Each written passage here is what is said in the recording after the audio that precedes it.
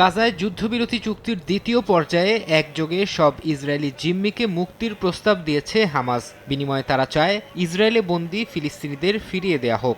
এক বিবৃতিতে সংগঠনটি জানায়, এই প্রস্তাবের উদ্দেশ্য উপত্যকায় একটি স্থায়ী যুদ্ধবিরতি এবং গাজা থেকে দখলদার বাহিনীর সম্পূর্ণ প্রত্যাহার নিশ্চিত করা। হামাসের এই প্রস্তাব এমন সময় এলো যখন মার্কিন প্রেসিডেন্ট ডোনাল্ড ট্রাম্প ধাপে ধাপে বন্দী মুক্তির পরিবর্তে একসঙ্গে মুক্তির পক্ষে মত দিয়েছেন। বিবৃতিতে হামাসের নিরস্ত্রীকরণ এবং গাজা থেকে সংগঠনটি সরিয়ে দেওয়ার ইসরায়েলি দাবি স্পষ্টভাবে প্রত্যাখ্যান করা হয়েছে।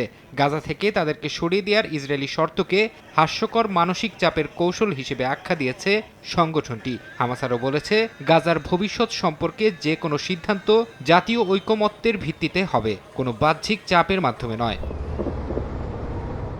এদিকে গাজায় যুদ্ধবিরতি চুক্তির তোয়াক্কা না করে হামলা চালিয়েছে ইসরায়েল। গেল ২৪ ঘন্টায় উপত্যকা জুড়ে এসব হামলা চালানো হয়। এতে কয়েকজন হতাহত হয়েছেন বলে জানিয়েছে আল জাজিরা।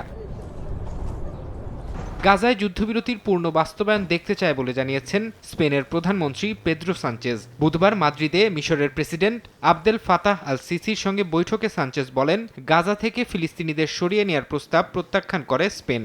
আর বৈঠকে মিশরের প্রেসিডেন্ট বলেন, বাসিন্দাদের না সরিয়ে উপত্যকা পুনর্গঠন ও ত্রাণ তৎপরতা শুরু করা অত্যন্ত জরুরি। একই সঙ্গে তিনি জানান, ট্রাম্পের গাজা অধিগ্রহণের পরিকল্পনার বিকল্প নিয়ে আলোচনায় আগামী মার্চে কায়রোতে জরুরি শীর্ষ সম্মেলনে বসতে যাচ্ছে আরব দেশগুলো।